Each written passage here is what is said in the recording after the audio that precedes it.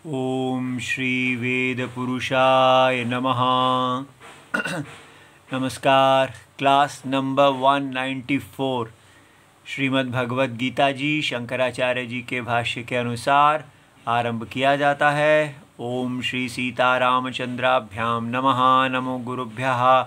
अथ काल देवताः श्री संवत् 2081 आषाढ़ शुक्ल पक्षः अष्टमी रविवारः चित्रा नक्षत्रम् उत्तरायणं ग्रीष्म ऋतुः। ओम तत्सत्। श्री शंकराचार्याय गुरवे नमः।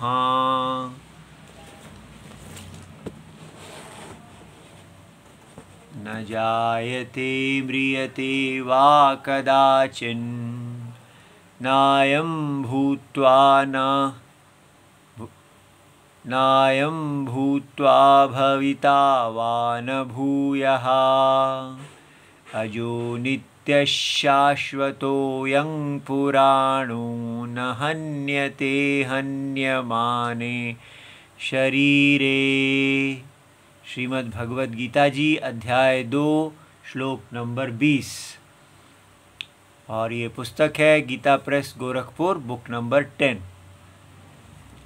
अच्छा जी, तो हमारा ये श्लोक चल रहा है और इस पे बार बार इस चीज़ को समझना है कि अगर हमें कोई कहता है कि आप ये जो बता रहे हैं इस पे प्रैक्टिकल मुझे ऐसी चीज़ बताइए जो जीवन में जिसको उतारा जा सके, जिसको जिया जा सके। आप ये संसार के बारे में बता रहे हैं कि ये संसार जो है ये दिखता ऐसा है लेकिन है ही नहीं। इसके पीछे जो सत्य है वो केवल सच्चिदानंद है। कोई व्यवहार ही सत्य नहीं है। प्रमात्र प्रमाण प्रमेय व्यवहार ही सत्य नहीं है। तो ये तो ऐसा लगता है जैसे प्रैक्टिकल ही नहीं है। हमको व्यवहार के अंदर कुछ ऐसा चाहिए जिससे हम और अच्छी तरह इस संसार में व्यवहार कर सकें। तो ध्यान से सुनिए, ये भगवत गीता आपको वही दे रही है जिससे आप संसार में अच्छी तरह व्यवहार कर सकें। कैसे? आप तो कह रहे हैं व्यवहार सत्य ही नहीं है। व्यवहार सत्य होगा तो तभी तो हम उसमें अच्छी तरह व्यवहार करेंगे। ऐसा नहीं है। अच्छी तरह व्यवहार क्या होता है पहले वो सुनिए। हम सोचते हैं कि अच्छी तरह व्यवहार करने का अर्थ है कि इस संसार में ज़्यादा से ज़्यादा पैसा, अर्थ और काम को कमाना और उससे फिर खूब दान पुण्य इत्यादि मंदिर आदि बनवाना, जो कुछ करना। तो पहले पैसा कमाओ बाजार में और फिर आप अपनी मज़े से जो आप जैसा दान करना चाहते हो वो करो। ये अर्थात आपके पास धन शक्ति, बल शक्ति सब हो, उस शक्ति से आप धर्म करेंगे। और धर्म क्या है? अपना आश्रमों में दान करना, भंडारे करना, ये सब करना और फिर वापस अपने बाजार में आ जाना। इसको हम हिंदू समझ रहे हैं कि ये हमारा धर्म है। और हमें ये देखना है कि ये धर्म नहीं है। कितना हमारा पतन हो गया है कि हिंदुओं को जो भगवत गीता से प्यार करते हैं उनको भी समझाना कितना कठिन हो रहा है कि ये धर्म है ही नहीं, ये अधर्म है। कैसे ये अधर्म है? बाजार में हम कमाते हैं और फिर हम अपना दान करते हैं, सबको खिलाते पिलाते हैं। तो ये अधर्म कैसे है? क्या होता है धर्म? ध्यान से समझिए। धर्म होता है सत्य के अनुरूप व्यवहार करना और अधर्म होता है सत्य की अवहेलना करते हुए असत्य के अनुरूप व्यवहार करना। असत्य को सत्य समझकर व्यवहार करना, उसको अधर्म कहते हैं। कैसे? जैसे आप देख लीजिए, अगर सामने दलदल है और आप कहें कि कोई दलदल नहीं है, वहाँ पर तो बहुत अच्छा रास्ता है, और आप उस पर चल पड़ेंगे, तो क्या ये धर्म होगा? दलदल पर चलेंगे तो आप सत्य की अवहेलना कर रहे हैं। जो वहाँ है वो नहीं देख रहे, और जो नहीं है वो देख रहे हैं। वहाँ दलदल है उसको आप नहीं देख रहे, और जो अच्छा रास्ता वहाँ नहीं है उसको देख रहे हैं। और अपने विपरीत प्रत्यय के अनुसार वहाँ चल दिए। सत्य प्रत्यय आपके पास होता तो आप दलदल में नहीं जाते। आपके पास विपरीत प्रत्यय है, आप विपरीत प्रत्यय से वहाँ चल दिए और कठिनाई में फंस गए।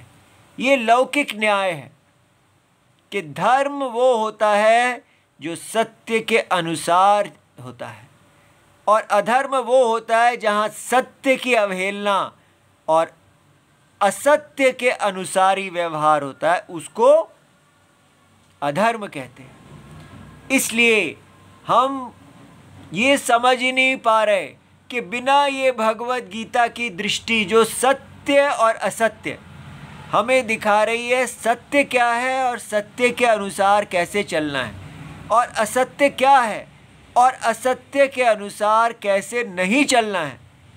अब बताइए, क्या ये कोई प्रैक्टिकल नहीं है? इससे प्रैक्टिकल व्यवहारिक बुद्धि क्या हो सकती है कि जीवन में हम सबसे पहले ये निर्णय करें कि सत्य क्या है और असत्य क्या है। इसलिए ये ना जायते म्रियते, इसको आप कोई केवल बस व्यवहार से कोई जिसका कोई संबंध ही नहीं है ऐसा ना समझिए। कैसे कैसे ये इसको जान के हमारा व्यवहार ठीक होता है? देखिए, अभी हम क्या कहते हैं? हम कहते हैं मैं चेतन देह हूँ, ठीक है। और हम अगर इसके अनुसार हम व्यवहार करेंगे तो हम इस चेतन देह को भरने के लिए जिएंगे, और चेतन देह को जो भरना है, देह की तृप्ति कभी हो ही नहीं सकती, क्योंकि देह जो है वो वास्तव में अनंत आत्मा है। अनंत आत्मा ही अपने आप को देह समझ रहा है। तो अगर आप अपने आप को अनंत को तृप्त करना चाहेंगे तो देह की तृप्ति से तो होगा नहीं। हमारी इच्छा क्या है? हम तब तृप्त होंगे जब हम अपने स्वरूप को प्राप्त करते हैं। इसलिए वही स्वरूप की जो आकांक्षा है वो देह में लोभ बन जाती है। देखिए ध्यान से, वास्तव में हमारा आकांक्षा है मैं अनंत हो जाऊं, और हम क्या समझ लेते हैं? मैं अनंत भोग को प्राप्त करूं। अनंत हमारा स्वरूप है, अमर होना हमारा स्वरूप है, आनंद होना हमारा स्वरूप है। लेकिन इसी स्वरूप को जब हम देह के भोगों से सोचते हैं कि ये भोग मुझे परम सुरक्षित कर दें, मृत्यु से मैं जीत जाऊं, इन भोगों से मैं आनंद को प्राप्त कर लूं, तो वही चीज़ उल्टा पड़ जाता है, क्योंकि ये भोग जो हैं ये सत्य है ही नहीं, ठीक है। तो सत्य जानने से क्या होता है? देखिए, जब हमको ये पता चलता है कि हम देह नहीं चेतना है, तो हम क्या कहते हैं? पहले हमने कहा मैं चेतन देह हूँ। जब हम भगवत गीता पढ़ लेते हैं तब हम कहते हैं, ध्यान से सुनिए, मैं देह की चेतना हूँ। कौन से देह की? संसार के सारे देहों की चेतना हूँ। पहले क्या कह रहे थे? मैं चेतन देह हूँ। मुख्यतः मैं देह हूँ, और चेतना उस देह का विशेषण है। अब क्या हो गया? मुख्यतः मैं चेतना हूँ, मैं चेतना हूँ इन सारी देहों में उपलब्ध है। देखिए, यही भगवान का वाक्य है, अहम क्षेत्रज्ञः सर्व क्षेत्रेषु भारत।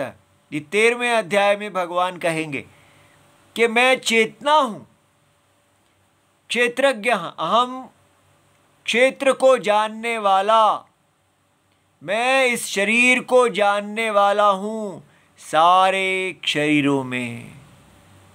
तो इसलिए मैं एक जानने वाला शरीर हूँ नहीं, मैं शरीर का जानने वाला हूँ। मैं इस शरीर में ही नहीं, मैं संसार के सारे शरीरों में जानने वाला हूँ। ऐसा कहिए, जानने वालापन जो है वो मुख्य है और देह जो जाना गया है वो अमुख्य है। अभी हम क्या कह रहे हैं? मैं चेतन देह हूँ, मैं देह हूँ। कैसी देह हूँ? चेतन देह हूँ। हम अपने आप को देह कह रहे हैं, लेकिन कहना क्या है?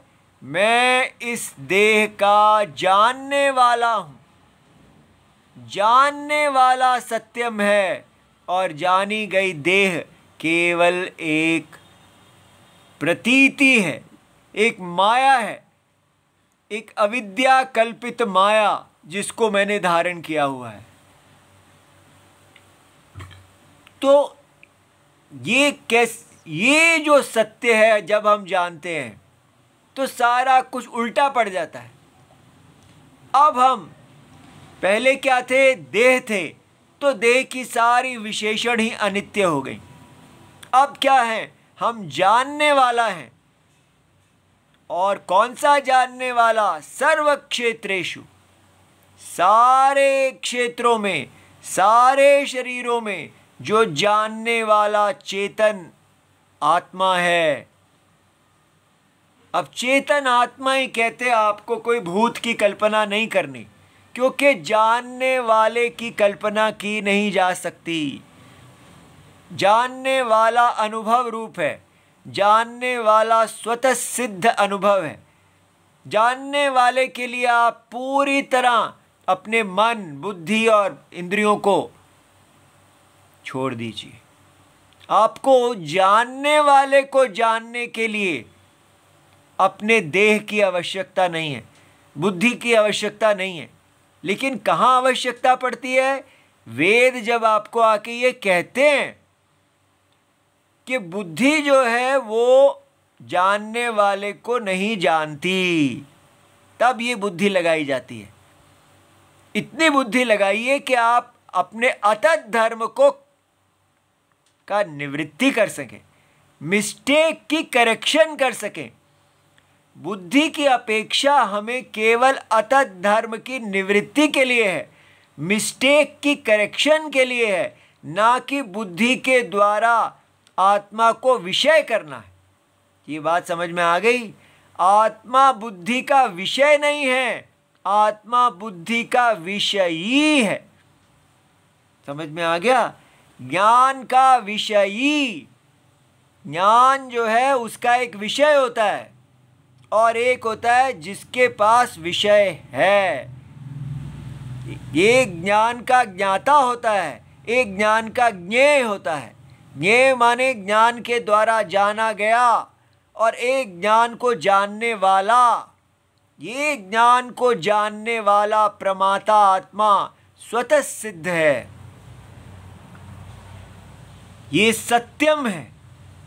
और इसने जो उपाधि, ठीक है, इसने जो अविद्या कल्पित नाम रूप पहन रखे हैं वो असत्य है। इस प्रकार दलदल और पक्की भूमि दोनों का आप निर्णय कीजिए। ये जानने वाला पक्की भूमि है, सत्यम है, और ये जाना गया देह और उसके द्वारा जानी गई सारा प्रपंच ये दलदल है। ये बात समझ में आई? असत्यम है। इसलिए सत्य जब असत्य को पहनेगा तो वो कैसे व्यवहार करेगा? ये प्रैक्टिकल है, ठीक है? इसको ध्यान से समझिए। अगर हमने ये मान लिया कि ये सारा संसार सत्य है, देह सत्य है, तो क्या होगा? देखिए, हमें हर जगह मोहिनी माया मिलेगी। ये सारा जगत मोहिनी माया है। हम हर सुंदरता वस्तु में जहाँ भी सुंदरता देखेंगे उससे मोहित हो जाएंगे। और हम जो अपने अंदर जो भी देखेंगे, धन देखेंगे तो धन का गर्व, सुंदरता देखेंगे रूप का गर्व, यौवन का गर्व, अपने पद का गर्व, अपने वर्ण का गर्व, अपनी विद्या का गर्व, हर हमारा गुण हमारा शत्रु बन जाएगा और वो हमें धर्म से गिराएगा। और जो भी दृश्य में दुनिया में जो गुण दिखेंगे वो भी हमको शत्रु, हम उनके पीछे चल पड़ेंगे माया मृग की तरह। हर प्रीति हमारी शत्रु बन जाएगी, कहीं हम प्यार नहीं कर पाएंगे, हर जगह बस माया का मृग हमें पागल करेगा और हम उसके पीछे कुत्ते की तरह भागेंगे, लटकेंगे, जीभ लटका के भागेंगे। प्राप्ति भी हमारी शत्रु और अप्राप्ति भी हमारी शत्रु। बताओ ऐसे संसार में क्या सुख है जहाँ पर ये माया के पीछे आपने भागते भागते गिरते ही रहना है। नहीं, पर इतने लोग हैं, इतना कमा रहे हैं, कोई प्राइम मिनिस्टर बन रहा है, कोई क्या क्या कर रहा है, वो सब कोई बड़ा बड़ा आईएएस ऑफिसर बन रहा है, क्या कर रहा है। मत मोहित होइए इन सब चीज़ों से। ये सब अपने अपने पदों में मोहित लोग हैं जो बस अपने सत्य को भूले हुए हैं और सोच रहे हैं कि हम इस संसार के अंदर बड़े राजा हैं। ये राजा नहीं है, ये दास हैं, ये सब माया के दास हैं और ये सब पाप को प्राप्त हो रहे हैं। इसका निश्चय करना चाहिए कि ये संसार की माया किसी पे दया नहीं करती, किसी को नहीं छोड़ती।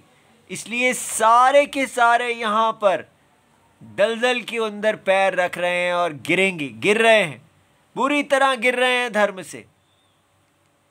हमारा सत्य आश्रित जो वैदिक धर्म है, हम उससे 100% गिरे हुए हैं। इस समय हमें केवल पैसा ही मोहित कर रहा है और उस पैसे के लिए हम कुछ भी कर सकते हैं। इतना गिरावट आ चुका है हिंदू धर्म में। और आप पूछेंगे कि क्यों आया है ये गिरावट?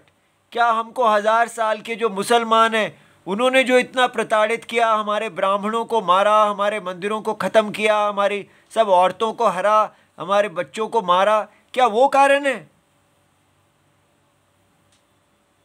हो सकता है, लेकिन मूल कारण जो शास्त्र कहता है, जो हमें लेके चलना चाहिए, वो है हमारा काम। हमारा काम ही है जो हमें राम से दूर करता है। अगर हम राम में प्रतिष्ठित रहेंगे, सत्य में प्रतिष्ठित रहेंगे, तो किसी की हिम्मत नहीं है कि वो सत्य को तोड़ सके। जो सत्य की शरण लेता है तो उसके ऊपर जो ढेला पड़ता है वो सत्य के ऊपर पड़ता है और वो ढेला अपने ही वेग से फूटता है, अधर्म अपने ही वेग से फूटता है।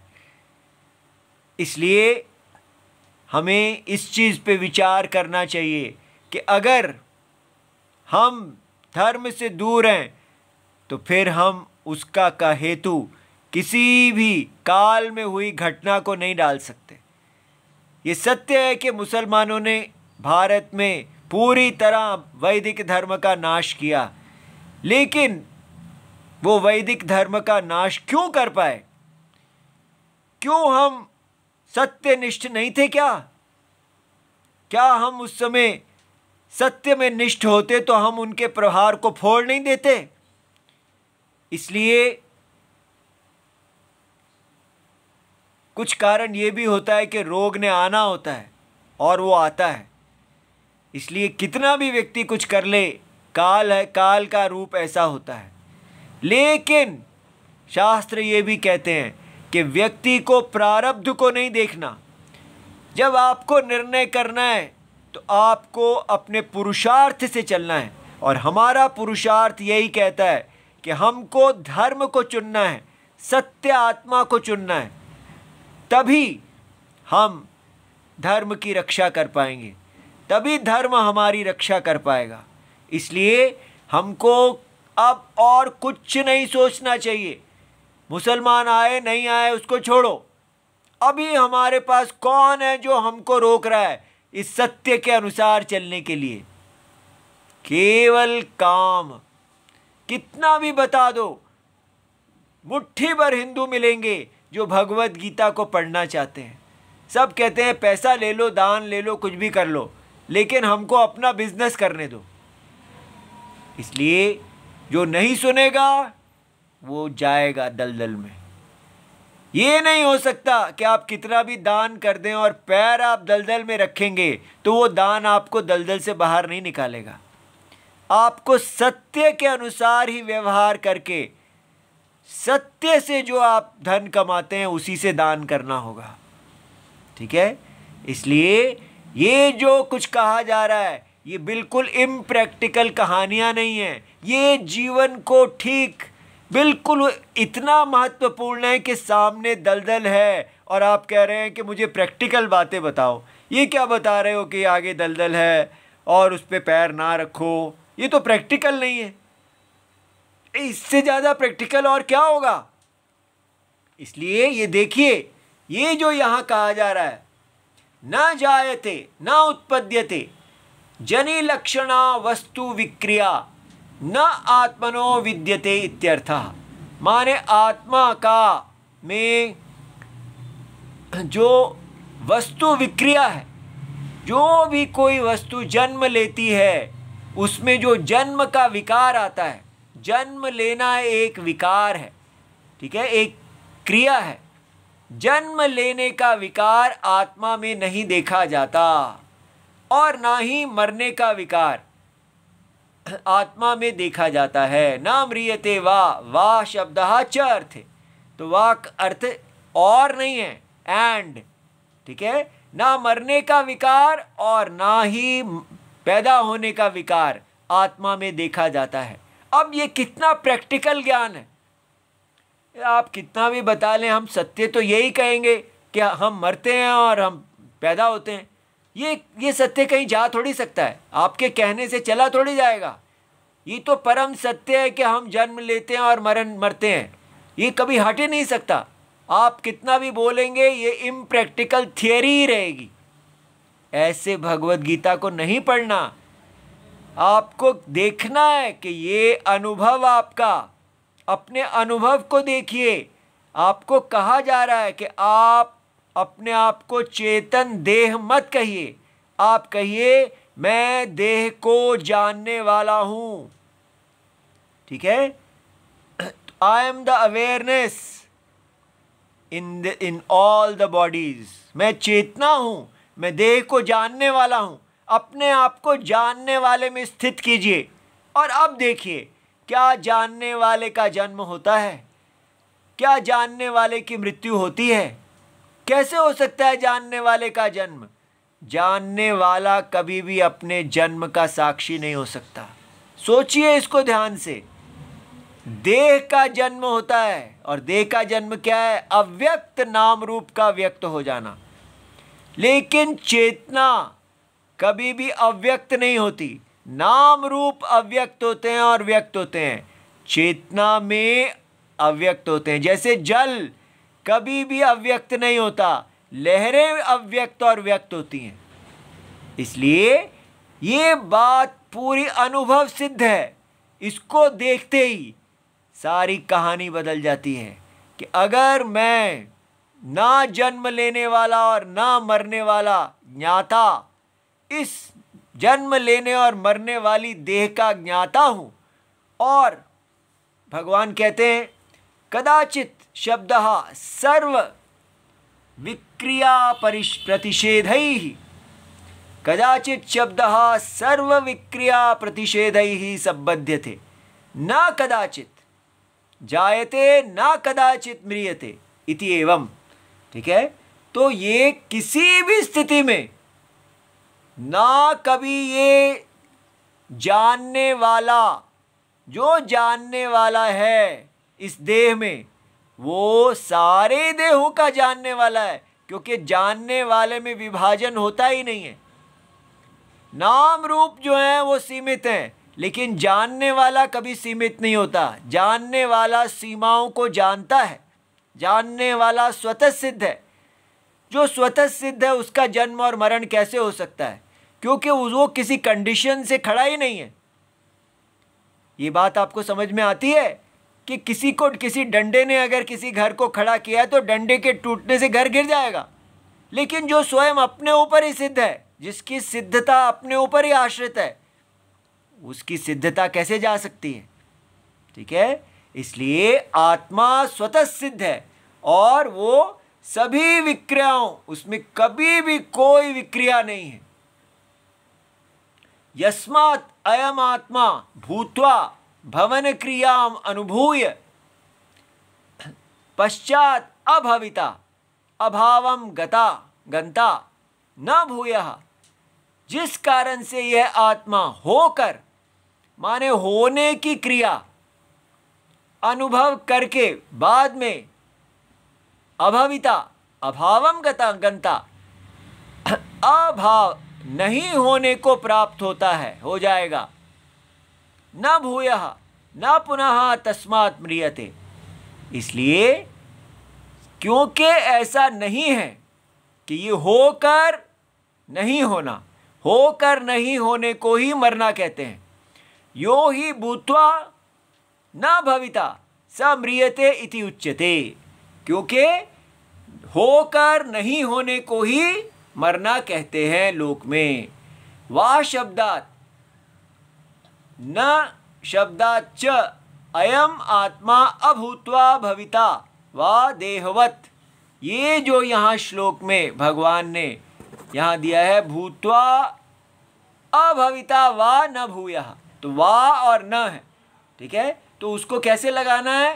होकर नहीं होता है, होगा, होकर नहीं होगा, या उल्टा कर दो इसको, या नहीं होकर होगा। ठीक है, तो नहीं होकर होना जो है वो जन्म हो गया, और अगर हमने कहा होकर नहीं होगा तो मरना हो गया। तो ये दोनों स्थितियां जो हैं इसकी नहीं होती हैं। समझ में आ गया? अच्छा, वा शब्दात न शब्दाच्च अयम आत्मा अभूत्वा भविता वा देहवत न भूयः पुनः तस्मात् न जायते। ठीक है, इसलिए जो इसमें श्लोक में वा शब्द और न शब्द कहा गया है उससे अयम आत्मा अभूत्वा, ना होकर होगा, वा देहवत, जैसे देह नहीं होती है और फिर होती है। ठीक है, पहले देह नहीं है फिर हो जाती है। न भूयः पुनः तस्मात् न जायते, इसलिए देह के समान इसका जन्म नहीं होता। यो ही अभूत्वा भविता स जायते इति उच्यते, नहीं होकर होना को ही जायते कहते हैं। न एवं आत्मा अतः न जायते, इसलिए स्पष्ट हो गया कि आत्मा जो देह में जानने वाला है, जिसका देह के साथ कोई विशेषण संबद्ध नहीं है, जैसे सत्य असत्य को धारण करता है, उसी प्रकार ये न जन्म लेने वाला न मरने वाला सत्य जन्म लेने वाली देह और मरने वाली देह को धारण किए हुए है और उसको सत्ता मिल रही है। तो देह का जन्म लेना और मरण लेना जानने वाला आत्मा, जानने वाले सत्य के ऊपर आ गया है और सत्ता देह के ऊपर आ गई। इस प्रकार जानने से आपको समझ में आ जाता है कि आत्मा सत्य है और देह से दिखने वाला सारा प्रपंच असत्य है। और इसका लाभ क्या होगा? इसकी प्रैक्टिकल यूटिलाइजेशन यही होगी कि आप संसार में किसी भी चीज़ से, अपनी देह से और दूसरों की देह से मोहित नहीं होंगे। आपको इस संसार की कोई भी सुंदरता, चाहे स्त्री हो, धन हो, बच्चे हो, परिवार हो, कोई भी चीज़ हो, पद हो, विद्या हो, कुछ भी हो, जो सबको मोहित करती है, आपको मोहित नहीं करेगी, क्योंकि आप सदा मैं देह को जानने वाला आत्मा हूँ, मैं देह को जानने वाला कैसा आत्मा हूँ, न जायते म्रियते। और देह क्या है? असत बुद्धि विषय। आत्मा क्या है? सद्बुद्धि विषय। तो ये सद्बुद्धि आत्मा, असत बुद्धि, इस प्रपंच को धारण करता है तो क्या उससे मोहित हो जाएगा? कितना बल आ जाएगा आपके अंदर, राम जी हो जाएंगे आप। किसी भी माया से आप मोहित नहीं होंगे। क्यों शूर्पणखा राम जी को मोहित नहीं कर पाई? उसके पास सब कुछ माया थी, लेकिन राम जी के पास सत्यनिष्ठता थी। जो सत्यनिष्ठ है वो माया को जीत लेगा। और यही भगवान कहते हैं, यो माम प्रपद्यन्ते, जो मेरी शरण लेगा, सत्य की शरण लेगा, माया मेताम तरंती थे, वो इस मेरी माया को तर जाएगा। तो माया तरनम हमारा यहाँ उद्देश्य है, माया में खो जाना नहीं। इसलिए ये भगवत गीता बिल्कुल प्रैक्टिकल है। ये हमें सत्य में निष्ठ करती है और हमको वो सनातन धर्म जो हमने 100% खो दिया है उसको पाने का उपाय देती है। इसलिए मेरा बेटा, इसमें बिल्कुल देर मत कीजिए। भगवान सत्य नारायण की शरण लेके हमें वापस अपने खोए हुए वर्णाश्रम लक्षण, जिसमें ब्राह्मण प्रधान है, उस धर्म को पुनः स्थापित करना है। उसके बिना कोई विकल्प नहीं है। भारत कितने मर्जी और नए धर्म बनाता रहे, वो सब माया के अंदर ही घुमाने वाले होंगे। ठीक है। ओम नमो भगवते वासुदेवाय। प्रणाम।